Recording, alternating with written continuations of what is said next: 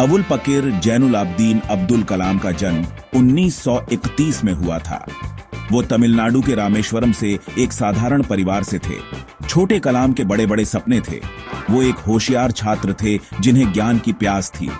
अपने परिवार का गुजारा चलाने के लिए वो अखबार बेचा करते थे। फिर भी वो हमेशा पढ़ाई के लिए समय निकालते थे। उनकी लगन ने एक असाधारण सफर की नींव रखी। कलाम ने एरोस्पेस इंजीनियरिंग की पढ़ाई की और मद्रास इंस्टीट्यूट ऑफ टेक्नोलॉजी से ग्रेजुएट हुए। 1958 में वो defence research and development organisation में शामिल हो गए, जिसने विज्ञान और प्रौद्योगिकी में उनके प्रभावशाली करियर की शुरुआत की। उनके शुरुआती काम में भारतीय सेना के लिए एक होवरक्राफ्ट डिजाइन करना शामिल था, जिससे उनके व्यावहारिक कौशल और नए तरीके से सोचने का पता चलता है। वो बहुत जल्दी तरक्की करते हुए भारत के अंतरिक्ष अनुसंधान कार्यक्रम में एक महत्वपूर्ण व्यक्ति बन गए। भारत के सैटेलाइट लॉन्च व्हीकल्स के विकास में उनका योगदान बहुत महत्वपूर्ण था। डॉ कलाम भारत के मिसाइल कार्यक्रम पर अपने काम के लिए सबसे ज्यादा जाने जाते हैं। उन्होंने पृथ्वी, अग्नि, त्रिशूल, आकाश और नाग मिसाइलों सहित कई स्वदेशी मिसाइलों को विकसित करने में महत्वपूर्ण भूमिका निभाई। इन प्रगति ने भारत की रक्षा क्षमताओं को काफी बढ़ाया, जिससे उन्हें मिसाइल मैन ऑफ इंडिया का खिताब मिला। उन्होंने भारत के पहले स्वदेशी सैटेलाइट लॉन्च व्हीकल SLV-3 के विकास का भी नेतृत्व किया, जिसने 1980 में रोहिणी उपग्रह को पृथ्वी की निकट कक्षा में सफलतापूर्वक स्थापित किया। इस उपलब्धि ने भारत को अंतरिक्ष में जाने वाले देशों के वैश्विक मानचित्र पर ला खड़ा किया। अपनी तकनीकी उपलब्धियों के अलावा डॉ कलाम अपने नेतृत्व के लिए जाने जाते थे। उन्होंने वैज्ञानिकों और इंजीनियरों की एक पीढ़ी को प्रेरित किया, आत्मनिर्भरता में विश्वास किया और स्वदेशी प्रौद्योगिकी विकास को प्रोत्साहित किया। 2002 में डॉ कलाम भारत के 11वें राष्ट्रपति चुने गए। उनका राष्ट्रपति कार्यकाल उनकी विनम्रता, पहुंच और राष्ट्र के लिए दृष्टिकोण से चिह्नित था। जनता के राष्ट्रपति के रूप में जाने जाने वाले उन्होंने परंपरा से हटकर सीधे नागरिकों से बातचीत की। वे स्कूलों और कॉलेजों का दौरा करते थे, लाखों युवाओं को प्रेरित करते थे।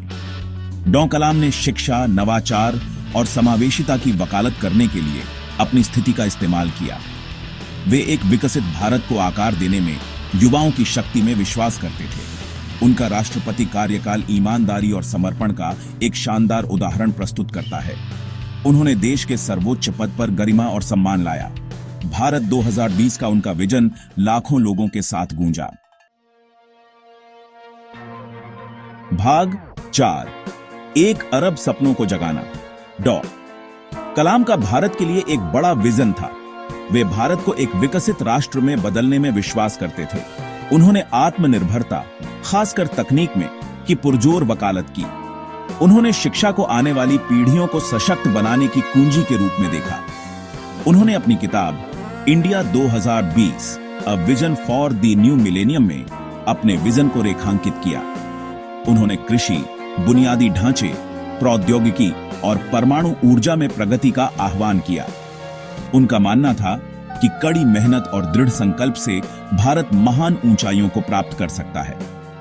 एक विकसित भारत का उनका सपना लाखों लोगों को प्रेरित करता रहता है। उनके विचार प्रासंगिक बने हुए हैं, युवाओं को राष्ट्र निर्माण में योगदान देने के लिए प्रोत्साहित करते हैं।